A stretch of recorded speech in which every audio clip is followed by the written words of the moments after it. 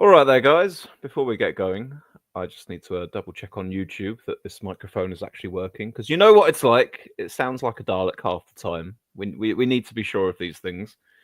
And then I'll fill you in on what's been happening with me, and also what's been happening in Scotland, because we've had some interesting things on a few fronts this past week. Oh, lovely. Okay, I do not sound like a robot. Well, that's nice. Yes. you can you can see now you're gonna see that and you're gonna think Swiss has got a framed picture of himself on the wall. What's that about? It was a little exercise we had at a work meeting where we got pictures of ourselves and we had to write down nice things about the other members of staff on the picture. So that's quite a nice little sort of motivational thing.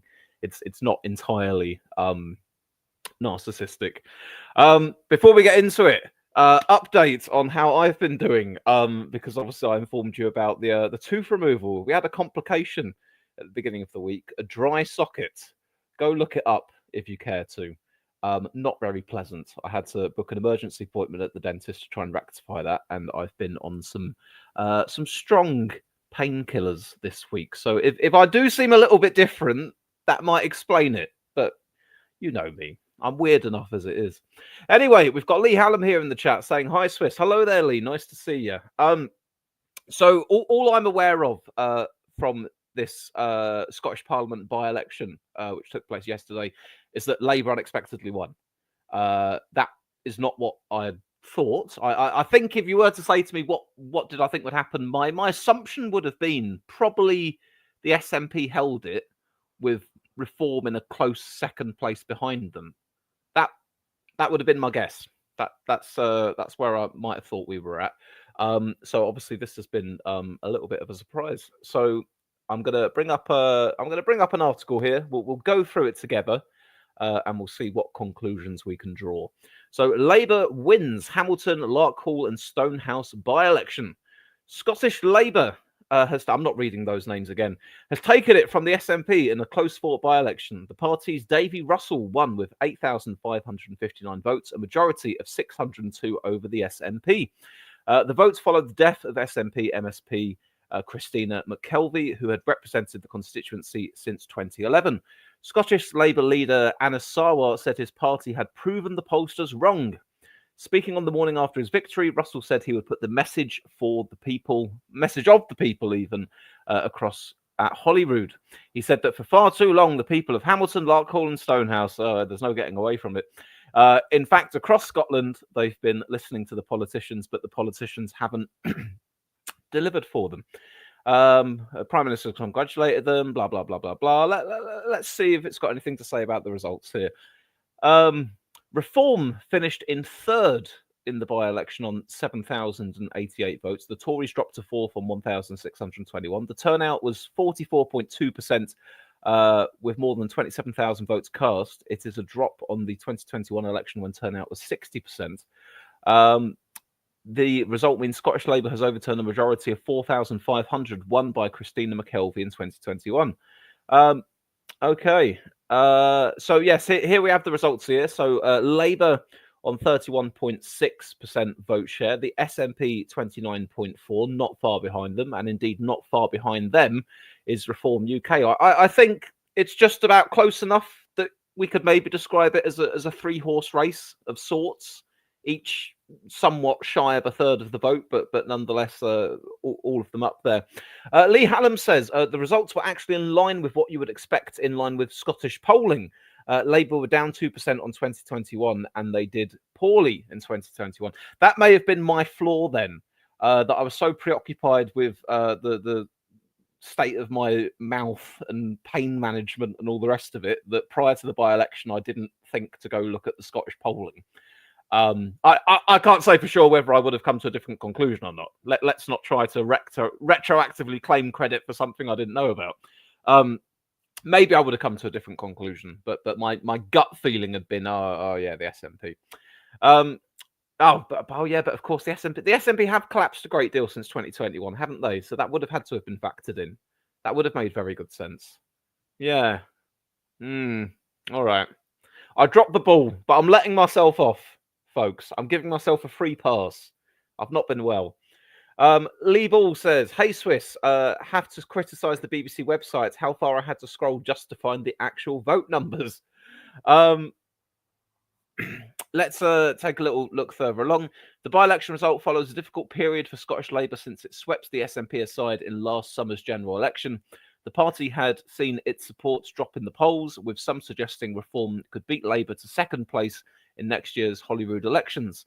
Ahead of the vote, First Minister John Sweeney had claimed it was a two-horse race between the SNP and Reform. Well, maybe it was John Sweeney who'd been leading me astray. Who knows?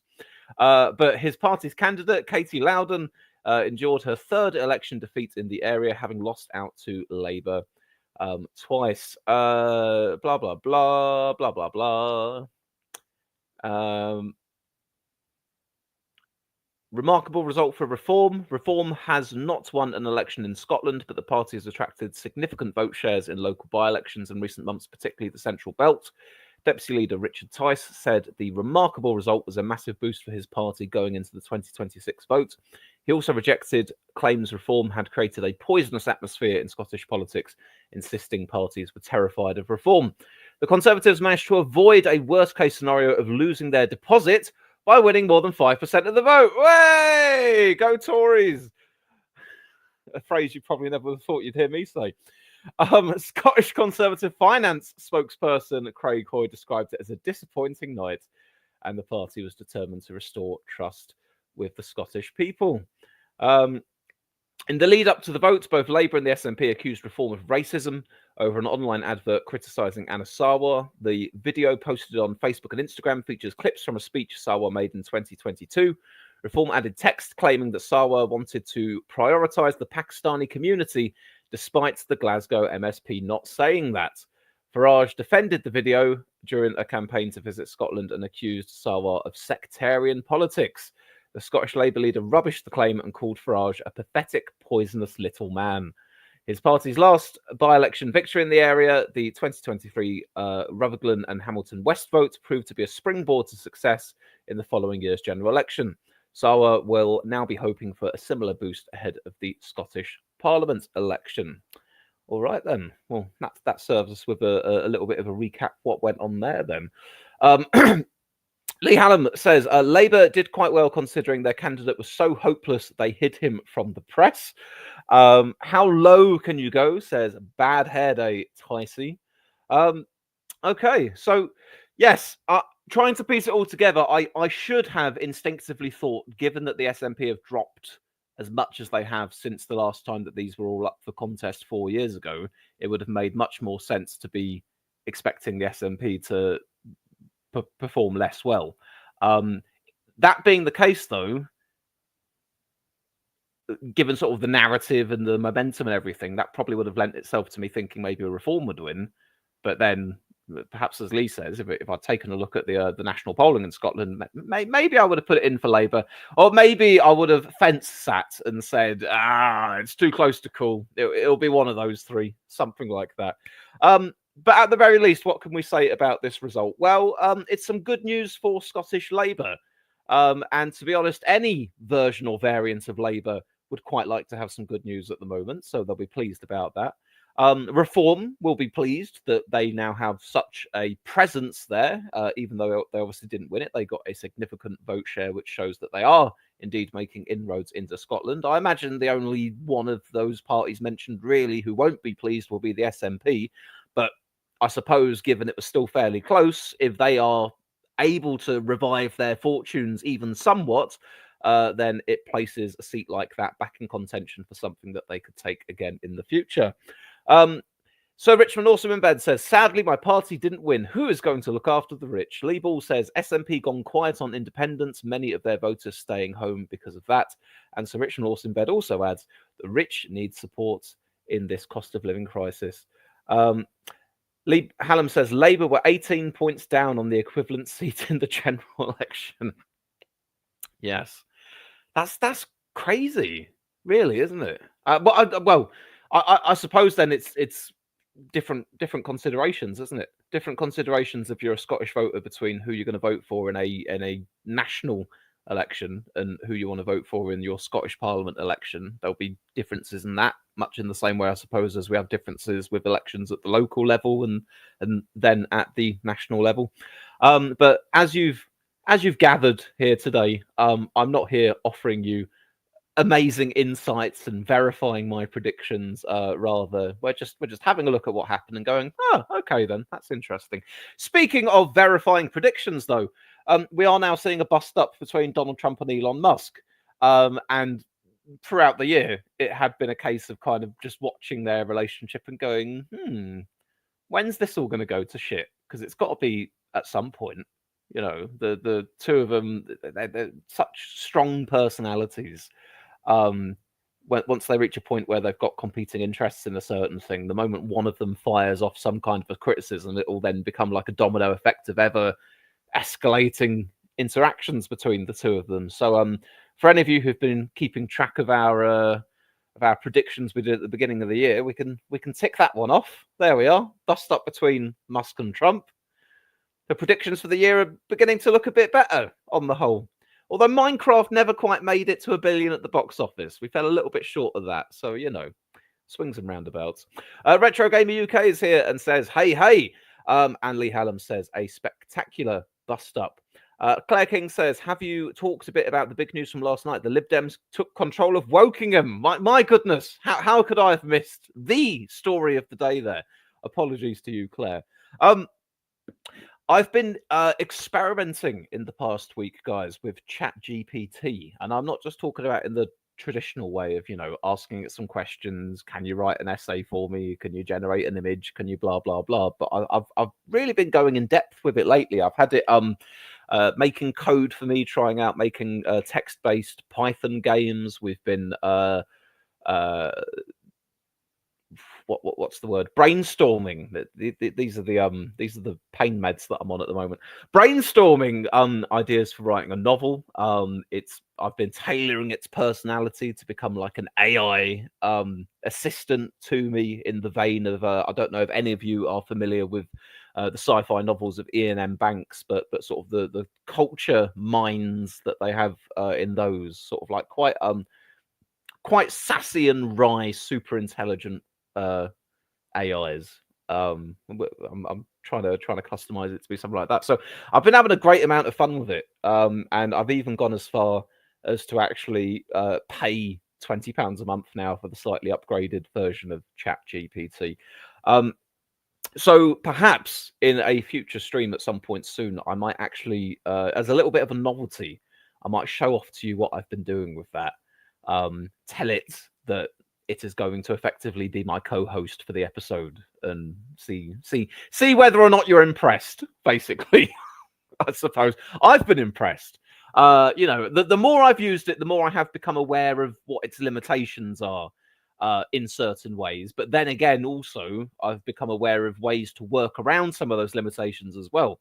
There's only so much long-term and short-term memory it has, either within a certain conversation or things that it can save on the ChatGPT profile of preferences and all that sort of thing. But I've discovered a neat little trick where you sort of copy a lot of information or preferences into a text document, and at the beginning of a new conversation, load in the text document and ask it to reference it, and suddenly it's as if it's always had all of this information, and you start off from exactly the place where you were at the very beginning. So yeah, there's some. I really have been diving into sort of AI advancements and stuff like that in the past week, as opposed to the Scottish by-election.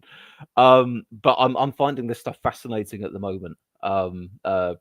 Predictions about when artificial general intelligence, as they're terming it, may come about, and that date seems to be coming closer and closer. A few years back, people might have said maybe 10 years away.